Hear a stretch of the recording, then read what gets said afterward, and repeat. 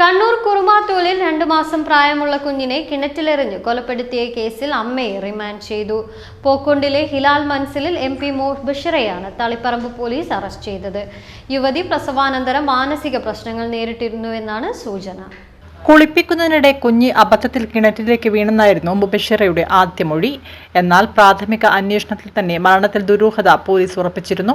കുഞ്ഞിനെ മരിച്ച നിലയിൽ കണ്ടെത്തിയ കിണറ്റിന്റെ മുകൾ ഭാഗം ഇരുമ്പ് ഗ്രില്ലും വലയും കൊണ്ട് പൂർണ്ണമായി മൂടിയിരുന്നു. ഇത് പോലീസിന്റെ സംശയം ബലപ്പെടുത്തി. സംഭവ സമയം വീട്ടിലുണ്ടായിരുന്നവരും മുബഷിറയും പരസ്പര വിരുദ്ധ മൊഴികളാണ് നൽകിയത്. തുടർന്നാണ് പോലീസ് മുബഷിറയിൽ കസ്റ്റഡിയിലെടുത്ത് വിശദമായി ചോദ്യം ചെയ്തത്. കുറ്റസമ്മതം നടത്തിയെങ്കിലും ശാസ്ത്രീയ തെളിവുകൾ കൂടി ശേഖരിച്ച ശേഷമാണ് പോലീസ് മുബഷിറയുടെ അറസ്റ്റ് രേഖപ്പെടുത്തിയത്. അതേസമയം കൊലപാതക കാരണം എന്താണെന്നറിയാൻ ഇതുവരെ വ്യക്തത വന്നിട്ടില്ല. കുടുംബ പ്രശ്നങ്ങൾ ഒന്നും തന്നെ ഉണ്ടായിരുന്നില്ലെന്നും ക്രൂരകൃത്യത്തിലേക്ക് നയിക്കാൻ തക്കമറ്റ കാരണങ്ങളില്ലെന്നും പോലീസിന്റെ അന്വേഷണത്തിൽ വ്യക്തമായിട്ടുണ്ട്.